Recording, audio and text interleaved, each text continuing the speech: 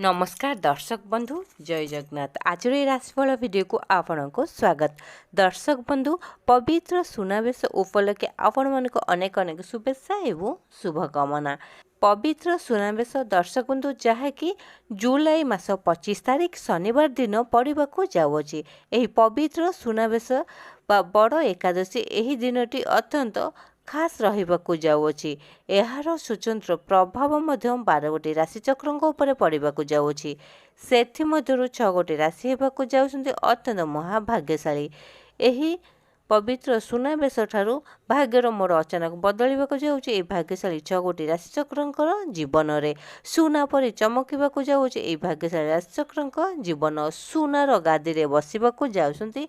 स्वयं माँ लक्ष्मी प्रभु जगन्नाथଙ୍କ शुभ आशीर्वाद ए भाग्यशाली 6 गोटी राशिचक्र।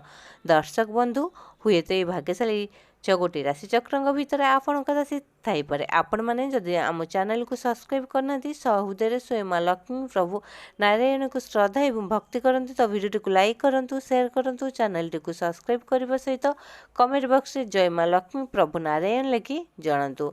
एबे आसन जानिबा से भाग्यशाली 6 गोटी राशिचक्रଙ୍କ विषय। समस्या अच्छी तो समाधान भी अच्छी। आपण केवे भी दुख समय रे समस्या समय रे भांगी पड़तु ना कि निराश हूँ ना। स्वयं प्रभु जगन्नाथों पर आशा एवं विश्वास भरोसा रखंतु। आपण केवे भी निजको दुर्बल मन करंतु नहीं। प्रतिटी समस्या समय दुख समय धैर्यर सहकार साहसर सहकार सामना करंतु। देखिए दिने ना दिने सफलता आपण हाथ मुठा को निश्चय आसीबो। आउ आपण दिने ना दिने सफलतार शीर्ष रे थिबे। प्रतिटी समस्या समय धैर्यहरा न होई भगवान को ऊपर विश्वास भरोसा रखंतु एवं निज जीवन को श्रृंखलित भाव जीवन यापन करंतु। तो दर्शक बंधु एबे आसंतु जानिबा से भाग्यशाली 6 गोटी राशिचक्रଙ୍କ विषय जहाँकि पवित्र सुनावेश ठारू सुनार गादी रे बसिबाकु जाउछन्ति, सुना परि चमकिबाकु जाउछन्ति। एई भाग्यशाली 6 गोटी राशिचक्रଙ୍କ जीवन स्वयं माँ लक्ष्मी को शुभ आशीर्वाद। तो दर्शक बंधु एबे आसन जानिबा से भाग्यशाली 6 गोटी राशिचक्रଙ୍କ विषय। प्रथम भाग्यशाली राशि होउछन्ति मकर राशि। मकर राशि व्यक्तिंकर अत्यंत शुभ समय चलवाकू जाऊँगी। पवित्र सुनावेशटारू सुना परि चमकिबाकू जाऊँगी। आपणक जीवन भाग्यर मोड़ बदलिबा सहित आपणकर प्रतिटी कार्यर सफलता प्राप्ति होगा सहित समाज रे मान सम्मान जस बुद्धि पाइब। इतिहास रचिबाकू जाउछन्ते आपण जेकोसी कार्य करंतु ना कहीं निश्चय सफलता प्राप्ति हेबे। बिजनेस वाणिज्य प्रचुर टंका इन्वेस्ट होगा सहित आपण जेकोसी नूतन बिजनेस विदेश आरंभ करते अति सहजरे लाभ पाइपर। अन्य को सहयोग सहानुभूति देखा समाज आपणकर मान सम्मान जस बुद्धि पाइब।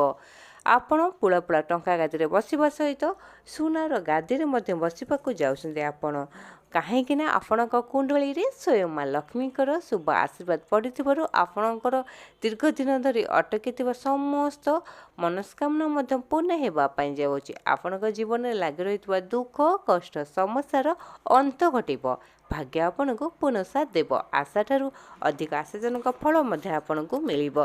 आपणकर प्रतिटी क्षेत्र सफलता पाइबा सहित परिवार सुख शांति समृद्धि बुद्धि पाइब एवं कौनसी मांगलिक कार्य करिवार योग बनौछि। पौत्रिक संपत्ति आपण लाभवान हो पारती। आपण जेकोसी कार्य करंतु प्रतिटी कार्य सफलता पाइबा सहित चाकरी क्षेत्र में प्रमोशन हेब। शिक्षा क्षेत्र आपण विदेश यात्रा करिपारंती एवं आपण स्वास्थ्य अवस्था नूतन परिवर्तन देखा देवा सहित आपण स्वास्थ्य बहुत भल रहिबो। प्रतिटी कार्य आपणकर शुभ एवं मंगलमय होगापाई जाउछि। ए पवित्र सुनावेश परठारु स्वयं माँ लक्ष्मी को शुभ आशीर्वाद। एबे आसुन जानिबा द्वितीय भाग्यशाली राशिचक्रଙ୍କ विषय। द्वितीय भाग्यशाली राशि होउछन्ति मिथुन राशि। मिथुन राशि व्यक्तिंकर अत्यंत शुभ समय चलवाक जाउछि। पवित्र सुनावेश ठारू सुनार गादी रे बसिबाकू जाउछन्ति। पुला पुला सुनार वर्षा हेबापाई जाउछि। आपणक जीवन में स्वयं माँ लक्ष्मीकर शुभ आशीर्वाद आपणक कुंडली रे पड़िथिबारु आपणक कुंडल स्थिति अत्यंत मजबूत रहिबाकू जाउछि। ए पवित्र सुनावेश ठारू ଦାମ୍ପତ୍ୟ ଜୀବନ ସୁଖମୟ ହେବା ସହିତ ଆପଣଙ୍କ ପରିବାରରେ ସୁଖ ଶାନ୍ତି ସମୃଦ୍ଧି ବୃଦ୍ଧି ପାଇବ। ଆପଣ ଯଦି ଅବିବାହ ଅଛନ୍ତି ତ ବିବାହ ଯୋଗ ମଧ୍ୟ ଆପଣଙ୍କର ଖୋଲିବାକୁ ଯାଉଛି, ଯାହାଫଳରେ କି ଆପଣଙ୍କ ପ୍ରେମ ସମ୍ପର୍କ ମଧ୍ୟ ଅତ୍ୟନ୍ତ ସଫଳତା ମିଳିବାକୁ ଯାଉଛି। ପ୍ରତିଟି କାର୍ଯ୍ୟ ଆପଣଙ୍କର ଶୁଭ ଏବଂ ମଙ୍ଗଳମୟ ହେବା ପାଇଁ ଯାଉଛି ଏହି ପବିତ୍ର ରଥଯାତ୍ରା ପରଠାରୁ ସ୍ୱୟଂ ପ୍ରଭୁ ଜଗନ୍ନାଥଙ୍କ ଶୁଭ ଆଶୀର୍ବାଦରୁ। ଏବେ ଆସନ୍ତୁ ଜାଣିବା ଦ୍ୱିତୀୟ ଭାଗ୍ୟଶାଳୀ ରାଶିଚକ୍ରଙ୍କ ବିଷୟରେ। ଦ୍ୱିତୀୟ ଭାଗ୍ୟଶାଳୀ ରାଶି ହେଉଛନ୍ତି ବୃଷ ରାଶି। ବୃଷ ରାଶି ବ୍ୟକ୍ତିଙ୍କର ଅତ୍ୟନ୍ତ ଶୁଭ ସମୟ ଚାଲିବାକୁ ଯାଉଛି ପବିତ୍ର ରଥଯାତ୍ରା ପରଠାରୁ। ଆପଣଙ୍କ ଜୀବନର ମୋଡ଼ ଅଚାନକ ବଦଳିବା ସହିତ ଭାଗ୍ୟ ଆପଣଙ୍କୁ ପୁନଃସାଥ ଦେବ। ଆଶାଠାରୁ ଅଧିକ ଆଶାଜନକ ଫଳ ମଧ୍ୟ ଆପଣଙ୍କୁ ମିଳିବ। ହାତୀ ଢାଳିବାକୁ ଯାଉଛି ସୁନାର କଳସ, ମାଟି ଛୁଇଁଲେ ବି ହୋଇଯିବ ସୁନା।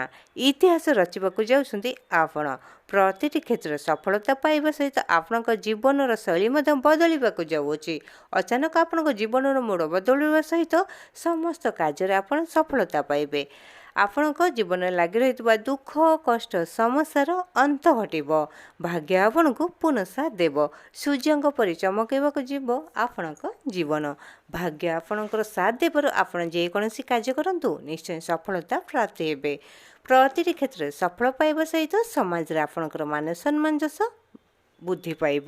ଚାକିରି କ୍ଷେତ୍ରରେ ଆପଣଙ୍କର ପ୍ରମୋସନ ହେବା ସହିତ ଦରମା ମଧ୍ୟ ବୃଦ୍ଧି ପାଇବାକୁ ଯାଉଅଛି। ଆପଣଙ୍କର କାର୍ଯ୍ୟକଳାପକୁ ଦେଖି ଉପର ଅଧିକାରୀମାନେ ମଧ୍ୟ ଆପଣଙ୍କୁ ପ୍ରଶଂସା କରିବେ। ଶିକ୍ଷା କ୍ଷେତ୍ରରେ ଆପଣ ବିଦେଶ ଯାତ୍ରା କରିପାରନ୍ତି। ଯେକୌଣସି ଏକ୍ଜାମ୍ ବା ଇଣ୍ଟରଭ୍ୟୁ ଦିଅନ୍ତୁ ନିଶ୍ଚୟ ସକ୍ସେସ୍ ପାଇବେ।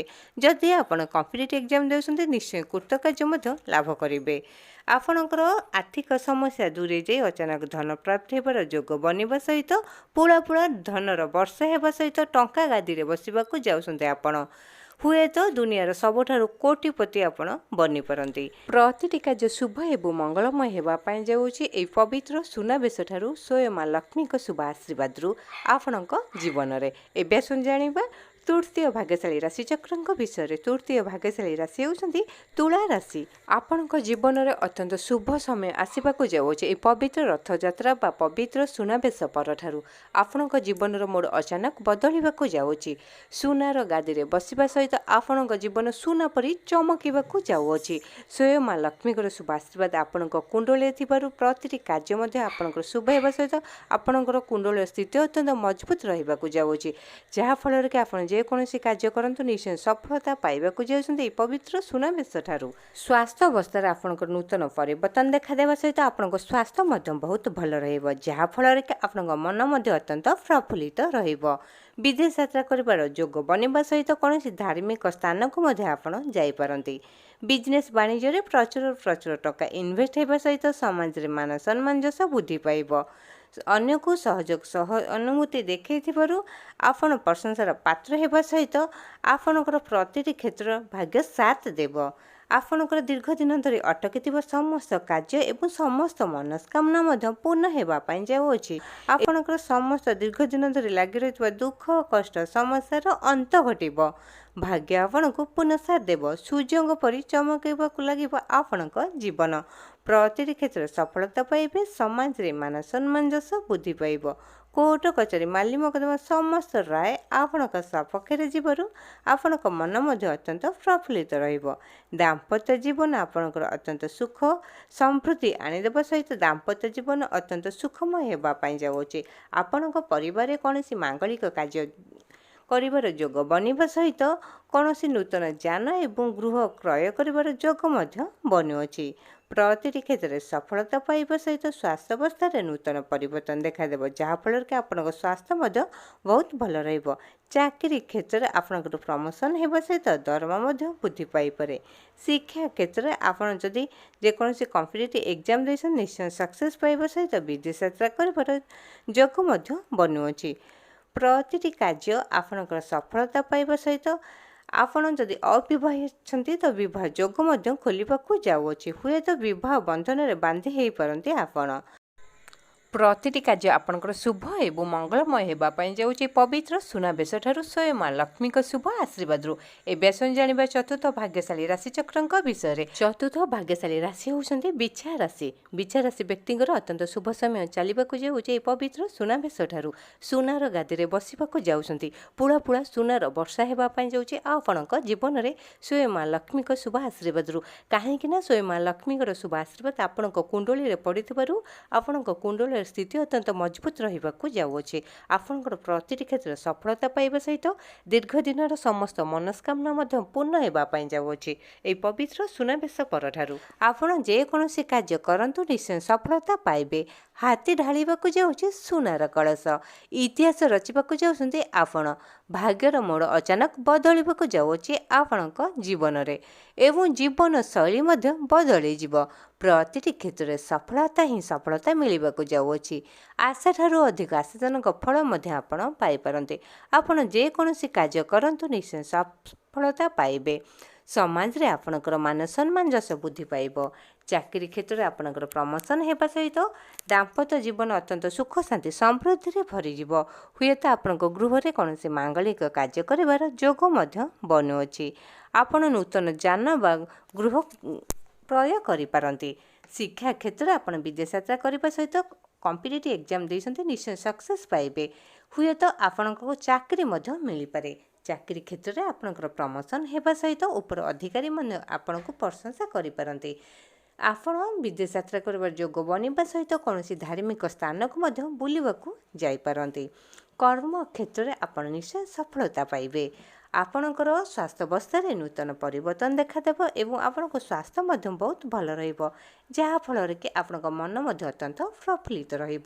आपणकर बाकी देय अति सहजरे मिलवाक जाऊँगी प्रतिटी कार्य आपणकर शुभ एवं मंगलमय हेबापी जाऊँगी माँ लक्ष्मी को शुभ आशीर्वाद ए पवित्र सुनाबेश ठारू तो दर्शक एवं जाना पंचम भाग्यशाली राशि चक्रंक विषय पंचम भाग्यशाली राशि होउछन्ति कन्या राशि व्यक्तिंकर अत्यंत शुभ समय चलिबाकु जाउछि पवित्र सुनाबेश ठारू सुनार गादी रे बसिबाकु जाउछन्ति आपण पुळा पुळा धनर वर्षा हेबा पई जाउछि आपणक जीवन रे आपणक कुंडली रे स्वयं मां लक्ष्मींकर शुभ आशीर्वाद पड़िथिबारु आपणक कुंडलीर स्थिति अत्यंत मजबूत रहिबाकु जाउछि जहा फल रे कि पवित्र सुनाबेश ठारू आपणक जीवनर मोड़ अचानक बदलिबाकु जाउछि इतिहास रचिबाकु जाउछि आपणक भाग्य आपणक पूर्ण साथ देव आशा ठारू अधिक आशाजनक फल आपको मिलवाक जाऊँगी प्रतिटी कार्य सफलता पाइबा सहित आपणकर दीर्घ दिन धरी लगी रही दुख कष्ट समस्यार अंत हटब माटी छुईले भी हो सुना कहीं आपणकर प्रतिटी कार्य शुभ ही शुभ होगापी जाऊँगी पवित्र सुनाबेश ठारू चाकरी क्षेत्र आप प्रमोशन हेबा सहित दरमा वृद्धि पाइब शिक्षा क्षेत्र आपन जेकोसी एग्जाम इंटरव्यू दिंतु निश्चय सक्सेस पाइबे एवं स्वास्थ्य अवस्था नूतन परिवर्तन देखादेवा सहित आपण स्वास्थ्य बहुत भल रहा कि आपण मन अत्यंत प्रफुल्लित बिजनेस वाणिज्य प्रचुर टंका इन्वेस्ट हेब आपण जदि नूतन बिजनेस करने चाहते तो निश्चय सक्सेस पाइबे अन्य को सहयोग सहानुभूति देखा समाज रे आपणकर मान सम्मान जस वृद्धि पाइब आपण विदेश यात्रा कर जोग बनवा सहित कौन धार्मिक स्थान को बुलवाक जापारती परिवार रे सुख शांति समृद्धि वृद्धि पाइब एवं कौन मांगलिक कार्य कर जोग बनुअछि आपणकर दीर्घ दिन धरी लगी रही कोर्ट कचेरी माली मकदमा समस्त राय आपण सपक्ष जीवन आपण मन अत्यंत प्रफुल्लित एवं प्रतिटी कार्य आपणकर शुभ एवं मंगलमय होगापी जाऊँगी पवित्र सुनाबेश ठारू स्वयं मां लक्ष्मी शुभ आशीर्वाद एवं जाना शेष बा षष्ठ भाग्यशाली राशि चक्रंक विषय शेष बा षष्ठ भाग्यशाली राशि होउछन्ति मीन राशि व्यक्तिंकर अत्यंत शुभ समय चलिबाकु जाउछि पवित्र सुनाबेश ठारू स्वयं मां लक्ष्मी शुभ आशीर्वाद आपण कुंडली रही आपण कुंडलीर स्थिति अत्यंत मजबूत रहिबाकु जाउछि प्रतिटी क्षेत्र आपण सफलता पाइबा सहित सुना झुलना बसिबाकु जाउछन्ते आपण पुळा पुळा धनर वर्षा हेबा पई जाउछि आपणक जीवन रे हुए तो आपण दुनियार सबठारु कोटिपति राशि बनीपारती।